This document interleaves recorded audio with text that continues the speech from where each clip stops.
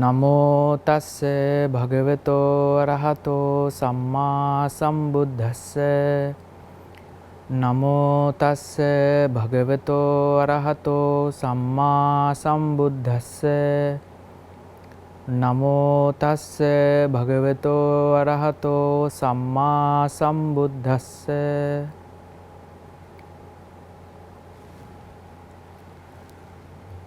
තෙරුවන් සරණයි. Dear Dhamma friends, I warmly welcome all of you for today's Dhamma talk. Today it's a very special occasion for the Sathi TV. From today onwards, we are just to begin a series of very important English Dhamma talks. Within that series of Dhamma talk, we are expecting to share with you a noble Dhamma which is mentioned in the Dhammapada. Dhammapada is the one which is famous throughout the world amongst the mankind because of its elegant and valuable teachings. It has been translated into so many languages because the teachings are very practicable and pragmatic. That will easily understandable for the humans. So that's why it has been translated into so many languages, and already it has reached so many minds in the world right now. So that's why we thought to share these teachings with you from the beginning up to the end. And before we start, if I give you a small introduction about Dhammapada. Dhammapada is a book which is in the Khuddaka Nikaya, the last chapter of the Tripitaka, and it has 423 verses, and those 423 verses again those are again categorized into 26 chapters. One chapter is known as a Vagga. Vagga means a chapter or a grouping. So there are 26 chapters. So in the first Vagga, it's known as Yamaka Vagga. So in that Yamaka Vagga there are 20 verses, and from today onwards we are begin with the first Vagga. So that is the simple introduction about Dhammapada, and also it has reached the humans. That is because Buddha has given two ways of Buddha has given the teachings in two ways. Through the verses we can learn some Dhamma factors, as well as with the verse there goes with some stories. So when we go through the stories, those stories also very much practicable and easy to understand. So and also mostly in verses there are so many similes can be seen. So Buddha uses similes in order to make the listeners understandable. It's a very hard and difficult thing to understand some difficult and subtle Dhamma factors. So in order to make them simple, Buddha uses so many similes. Especially within this Dhammapada we can see lots of similes. By going through the similes, so we can understand the Dhamma factors easily. And in some verses and also in the stories we can experience, we can witness those kind of similes, and thereby we can learn lots of Dhamma factors. So for today let's discuss the first verse. It says, Mano pubbangama dhamma mano settha manomaya මනසාචේ පදුට්ඨේන භාසතිවා කරෝතිවා tato nang dukkha manveti chakkang vahato padanti. Dear Dhamma friends, in the first verse, if we go through the meaning, mano pubbangama dhamma. Mano mean here the mind. Every sentient beings possess a mind. So the mind is the pubbangama, mean forerunner amongst the dhamma. Dhamma mean dhamma. It's a very subtle term. It has to be understood through the much effort and determination and much devotion, because it's a subtle term that has to be understood by the wisdom. Simply for the moment, if I elaborate Dhamma, it is just the truth. So truth as well as all the phenomena can be known as Dhamma. So amongst all the Dhamma, mind is the forerunner. That's why it said mano pubbangama Dhamma and mano setta. As Dhammas, there are so many factors available. According to the ultimate truth, there are basically 4 ultimate truths. Those are known as Chitta, Chaitasika, Rupa, Nibbana. Chitta mean the mind, Chaitasika mean the mental factors, the things which are arise and disappears in the mind, known as Chaitasika.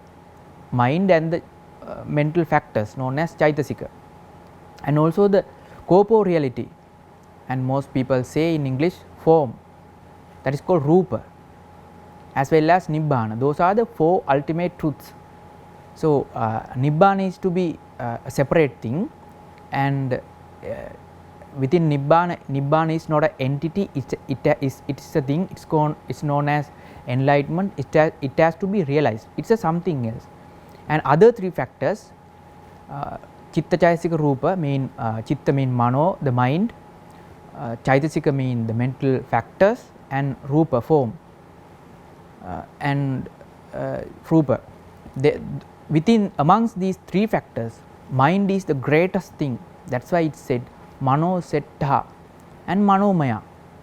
Everything made out of the mind, made by the mind.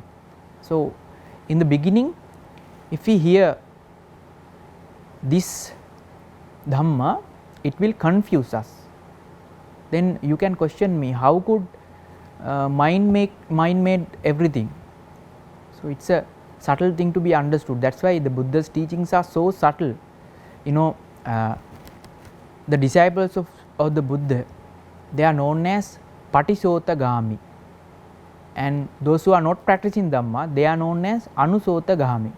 That means suppose there is a stream of water, like a river, huge river, and the flowing rate of the water is so high, to swimming upward in the river, it's a so much difficult thing to do. And if we stay without doing anything, it is easy thing for us to go through downwards of the river. Similarly, the Buddha's disciples are known as, in the journey of samsara, most people are Anusotagami. They are just going through the stream. But the people who are in the Dhamma, or people who are practicing Dhamma, they are known as Patisotagami. They are going against the stream. So it's a very hardest thing. That's why in the beginning you may confuse by hearing how everything made by the mind.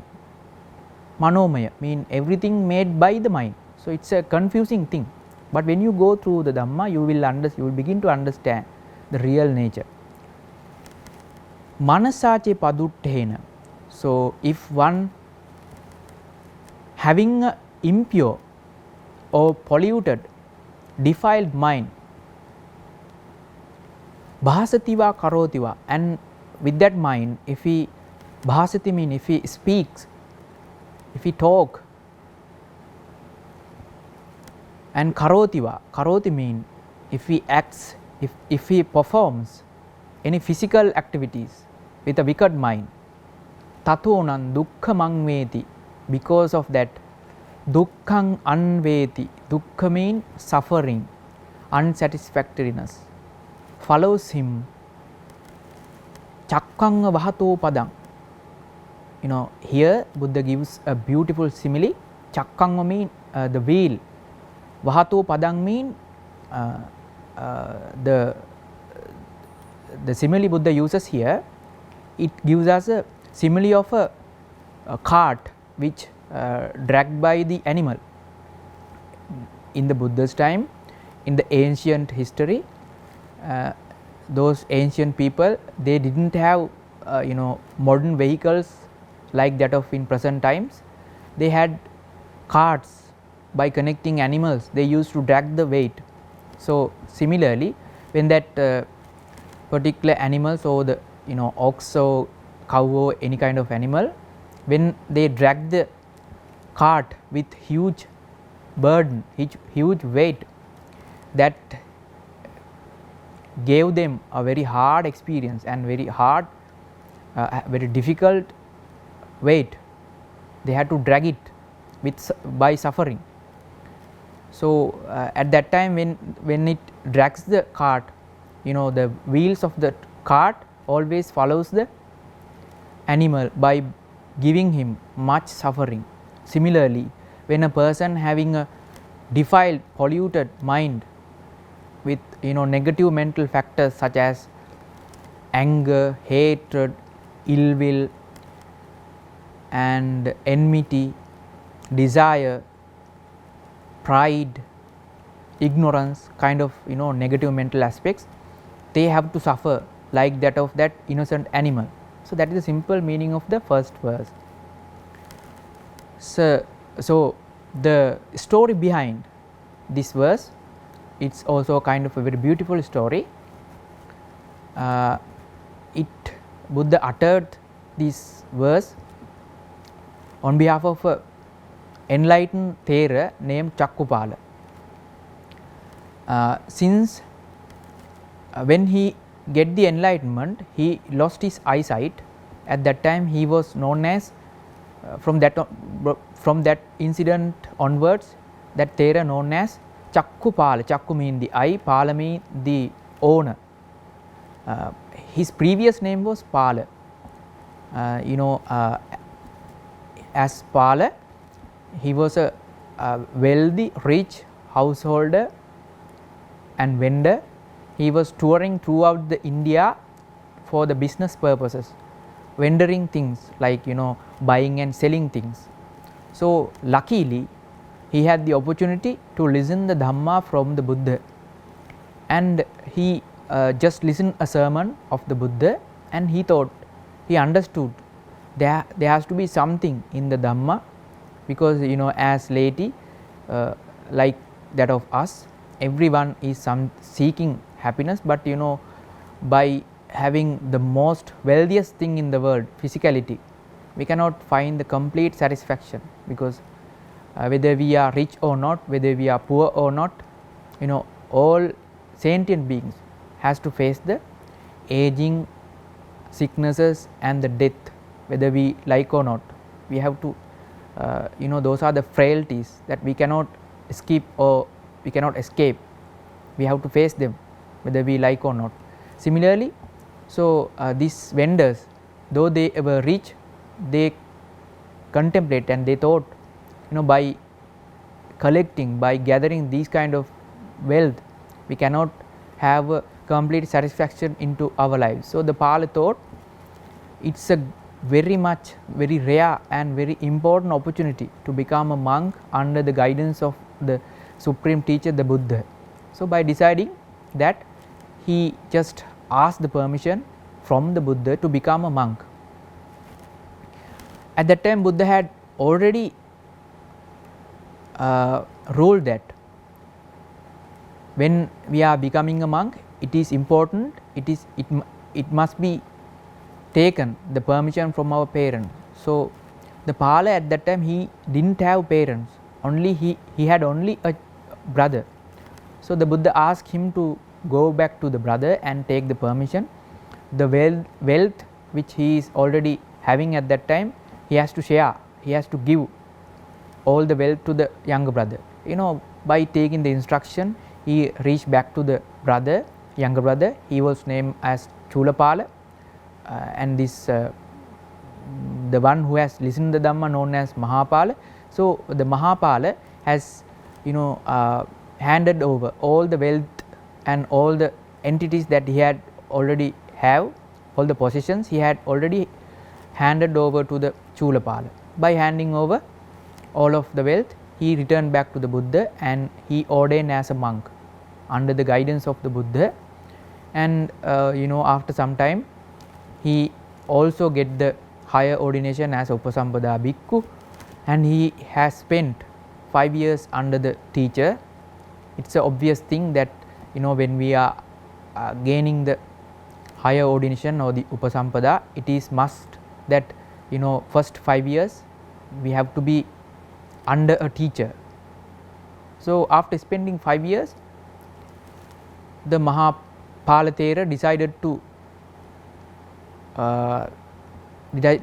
to follow through a Vassana retreat in a remote area, and with him there were another 60 monks were gathered, and they all together went up to that particular remote area in order to observe the Vassana retreat. So during that Vassana retreat, they were very hardly, diligently doing their meditative activities, and somehow in the middle of the rainy season, this Chakkupala Thera attained the enlightenment. That is because the other monks, they were like all the human beings. We are having basic 4 postures: standing posture, walking posture, sitting posture and sleeping posture. Other monks, they were taught to adopt all the 4 postures, but the Chakkupala Thera, he decided to skip one posture, sleeping posture. He decided firmly that during the Vassana retreat, he is not going to have any kind of sleep. That's why he just skipped the sleeping posture. So that was the determination which this Pala Thera was having at that time. So due to that sleeplessness, at the time when he gets the enlightenment, he had lost the eyesight also. And after becoming as an enlightened being, he returned back to the Buddha and informed the matter. At that time, Buddha was in the Savatthi town, and when he returned back from the rainy retreat, Chakkupala Thera received a separate kuti for him. And after some time, he just after enlightened being, though he has finished his task by becoming an enlightened being, the enlightened beings who achieved the enlightenment, still they are doing meditation in order to gain Ditta Dhamma Sukha Virana. Means after they are normal day to day activities, when they are not having any activities like that, their habit is to practice meditation. Because why? They are achieving the jhanas, and when they are at jhanas, they are experiencing the bliss of Nibbana. So the Thero also, this Chakkupala Thero was also like that. He was experiencing the Nibbana. He was doing the pacing up and down meditation, Sakman meditation. Sakman mean pacing, walking meditation, pacing up, pacing down. So that meditation he was performing. Since he had lost his eyesight, he accidentally stepped upon some insects, and after the meditation, there were so many insects had been killed by the Thera without any intention. So the it was happened one of the night, and following day morning, there were other bhikkhus observed this incident and reported the matter to the Buddha, after ridiculing, after criticizing the behavior of the Chakkupala Thera. So the Buddha asked all the monks to be gathered, including Chakkupala Thera, right in front of Chakkupala Thera and the bhikkhus who have reported the matter to the Buddha, Buddha was asked from that reported bhikkhus, bhikkhu, did you see that this Cakkupala Thera had killing the insects? They replied negative to the Buddha, and Buddha said, as you had not seen him killing, he actually he had not also been killing these animals, because since he had become an enlightened being, he had no any intention for killing animals. It's an obvious fact that enlightened being cannot kill animal, because he had removed all the negative aspects of the mind. Then the other bhikkhus just asked from the Buddha, this Cakkupala Thera had the opportunity to become enlightened. What is the reason, Venerable Sir, why he has lost his eyesight? Then at that time Buddha preached this verse, first verse of the Dhammapada, and explained the previous history with lots of Jataka tales. He expressed, he just preached the reason behind the the losing eyesight of the Cakkupala Thera. In one of the existence, this Cakkupala Thera was a famous physician. As a physician, he was curing the eyesight of the people. Once he had the opportunity to treat a lady, female patient, and that female patient was a poor woman, and she didn't have any money to pay back. So she said, if you can cure my eyesight, I would become a servant for your family until my life lasts. She made a boon and promise. So by having that promise, the physician treating her well. At the end of the treatments, this female cunningly tried to deceive the physician by saying, my eyesight is not getting cured. In fact, actually her eyesight was becoming well, but she said, my eyesight is not getting cured though you have treated well. And the physician noticed the trick, and finally he gave another ointment which made her totally blind, and she completely lost her eyesight. That was the bad deed he has performed during the past, one of his past existences. Due to that, he had to suffer so many lives in between those existence and this very existence. He has get the enlightenment. Up to that point, he has lost so many times, he has lost his eyesight, and he had to suffer so many lives. The suffering is so much that even he become enlightened, even he become as enlightened being, at that time also he had to suffer, he had to lose his eyesight. So that is the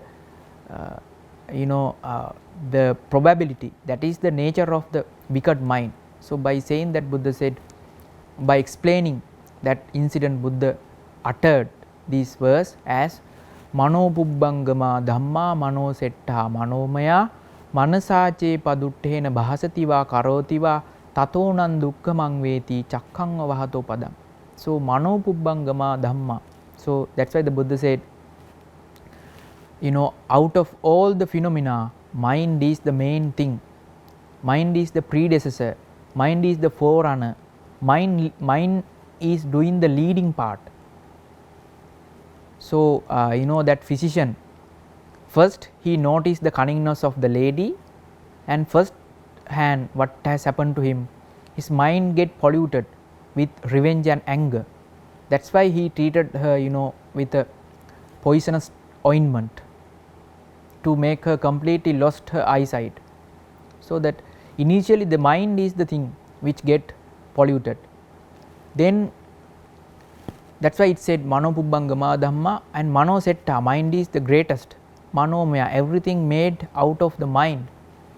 Manasaje paduttena, and if the mind defiled, polluted with defilements, and also bhasativa karotiva, and according to the wicked or the defiled mind, polluted mind, if one speaks or if one acts physically, then tatonan dukkhamang veti, because of that suffering follows him. Chakkanga vahato padang, like that of the cart. In that cart, what is happening I explained.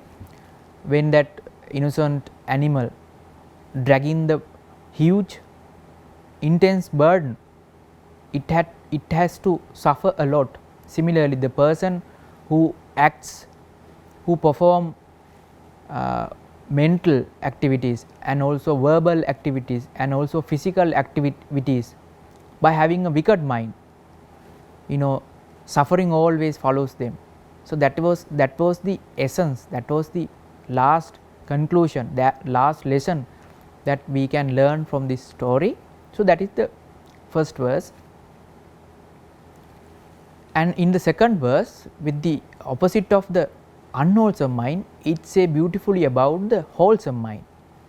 It also begin with mano pubbangama dhamma mano setta manomaya manasache pasannena bhasativa karotiva tatonang sukhaman veti chayava anapayine. So it's a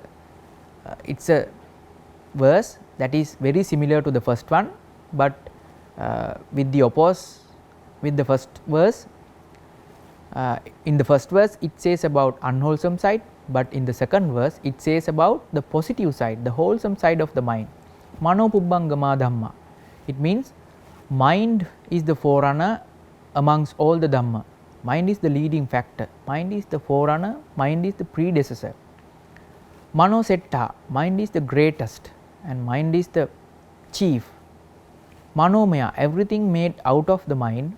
Manasache pasannena, in this case manasache pasannena, mind having a pure mind with wholesome mental factors. Manasache pasannena bhasativa karotiva, if one speaks, if one acts physically and verbally with a pure mind, tatonang sukhaman veti, because of that sukha mean happiness, blessings, comfortability. Sukhamanveti always follows him. Chayava anapayini. Buddha here again gives us the beautiful simile, like that of a shadow. When the light is appear, we could see a shadow. When the shadow appears, when we go somewhere, shadow also comes with us without giving any difficulties to us. It just follows us.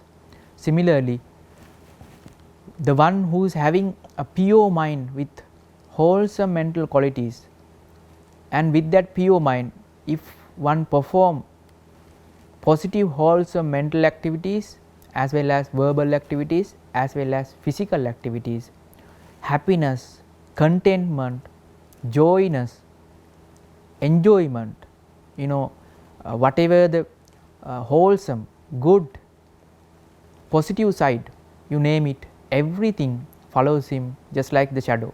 So that is the simple meaning of the first verse.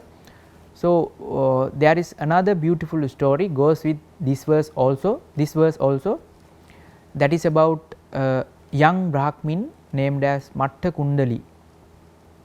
And Matta Kundali, the meaning of the name Matta Kundali, Matta mean uneven, Kundali mean earring. The young Brahmin Matta Kundali, he was wearing a earring without any quality. That is because his father was a stingy person. He was so stingy and he was a stingy man. He doesn't like to spend any money, even to make ornaments to his only child. He didn't want to make any payment to the goldsmith. He just took the piece of gold and just by himself made an earrings and just asked to wear by the child, this young Brahmin. Matta Kundali. Since he was wearing this uneven earrings, he was known as Matta Kundali. So ultimately, when the Matta Kundali, when he was at the younger life, he had to face a jaundice. It's a very critical illness. When one having a jaundice, if one carefully, if one cannot take the medication, he has to die eventually. So the same disease occurred to this young Matta Kundali, and his father again, he was so stingy and he didn't want to spend any money on behalf of his only child. So he didn't made any treatment to Matta Kundali. So ultimately, so the illness become so grave, and father noticed that, father understood, now it is too late, it is incurable. So people who are in the village, relatives and folk, they came to observe, they came to look after the Matta Kundali. So when the people are coming to his home, this father noticed that his all possessions will be revealed to the other people. So because of that, this stingy householder, what he has done was, he just put aside this Matta Kundali outside the home in the veranda. So at one day, our Supreme Teacher Buddha, out of his great compassion, observed the world and thought, to whom I am going to help. So luckily, to his net of great compassion, Buddha observed this innocent Matta Kundali and reached up to him, and just to send forth a ray of light. It's a psychic power which our great teacher was possessed at that time.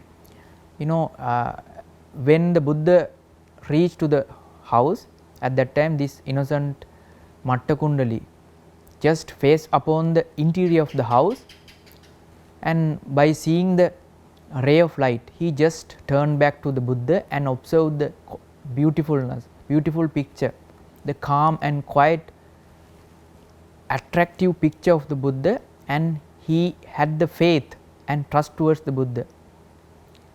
When he was dying, he was just thinking about the Buddha, and he had the faith and trust towards the Buddha.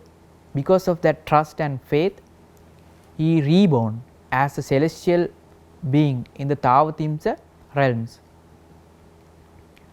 So after having the birth of the Tavatimsa realm as a celestial being, this Matta Kundali Deva contemplate and thought, how did I get this chance? How did I get, how can I have such a fortunate?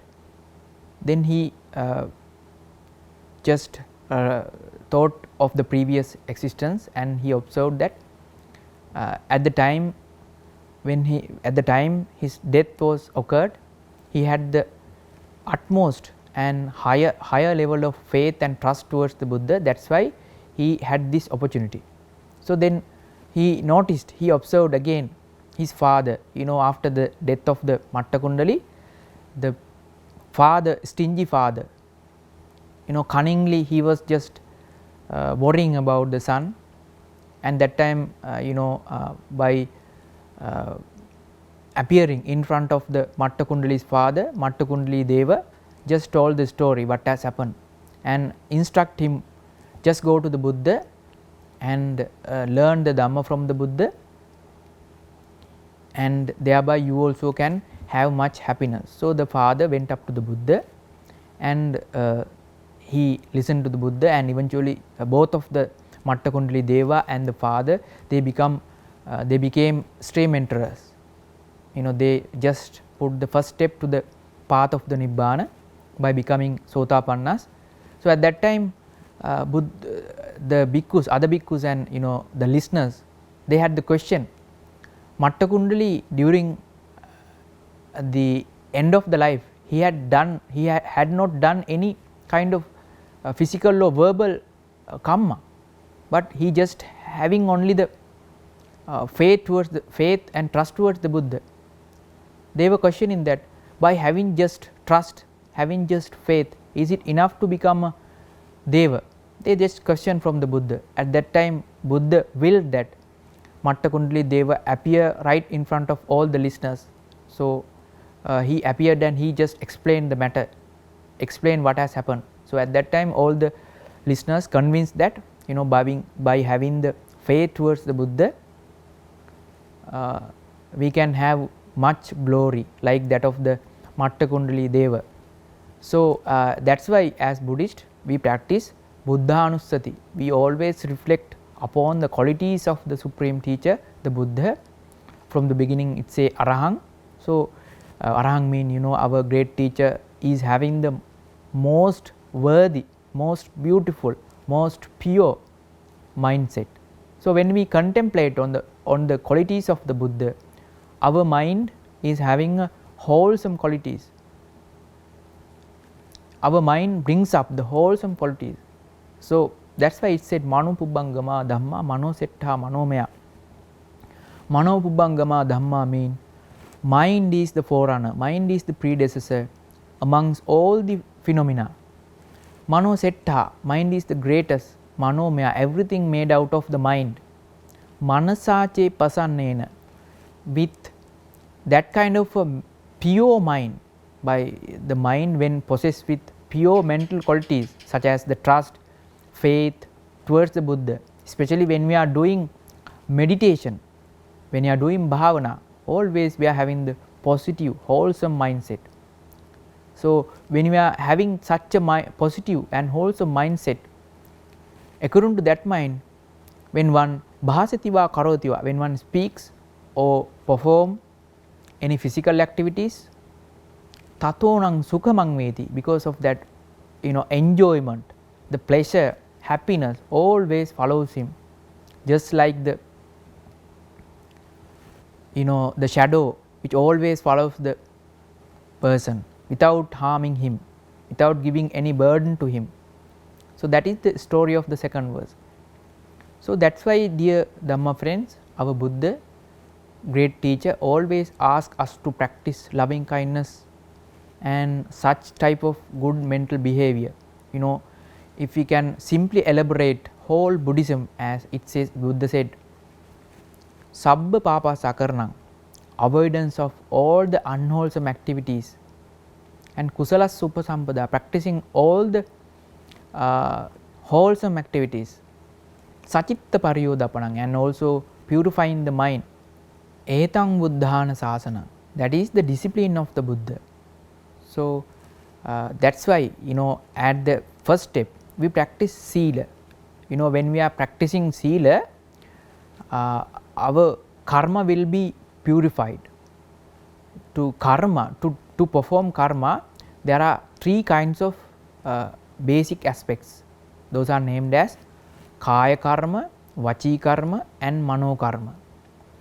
Kaya Karma mean the karma which we are perform through physically, and Vachi Karma mean the activities we perform through verbally, and Mano Karma mean the activities which happen in the mind. Out of those three kinds of karma, the most powerful one is the Mano Karma, which the activity which appears in the mind. Because as I said in the two verses, initially mind is the thing, first thing is in the mind the wholesomeness or the unwholesomeness first appears. According to the mind we will to do things physically and verbally. So that's why it said the mind is the most powerful thing. So when we are practicing Sila, physically we avoid three things basically. We are avoiding killing of animals, that's called Panatipata Veramani. We are just avoiding the killing of animals. And secondly, we are not taking which is not given to us, that means we are not stealing, Adinnadana. And thirdly, we are avoiding sexual misconduct. So when we are performing Sila, we are avoiding the unwholesome physical activities, and also we are practicing 4 verbal activities like if we always lies, and if we if we talk about slandering or no divisive speech, and also if we talk about harsh words, and if we talk idle chattering, or this just frivolous talk, the talks which has no any meaning. So those are the the verbal activities mostly we perform. But if we are practicing sila, we are not letting our speech to become unwholesome, like we are avoiding lying, slandering and idle chatting and harsh words. So thereby we are controlling our speech karma, that brings us the positive or the wholesome side. And also when in the mind there are 3 types of another mental activities, basically abhijja mean covetousness, and vyapada mean ill will, anger, revenge, such type of the anger related mental aspects, those are known as abhijja. And micchaditti mean the wrong perception, the world is guided basically by the dittis, views, according to our perceptions or attitudes we act both physically and verbally. So the main reason is the ditti. So that is why the Buddha said having the sammaditthi is the most important thing. Sammaditthi mostly translated as right view, but the real term is cannot be translated just by putting the right. It is the complete and perfect perception or attitude towards the world. Irrespective of your religion, if you have the sammaditthi, you get the access to the ultimate happiness. So in future discussions, let us discuss about more about this sammaditthi, how to gain this sammaditthi, what are the characteristics, and what is the nature of this sammaditthi.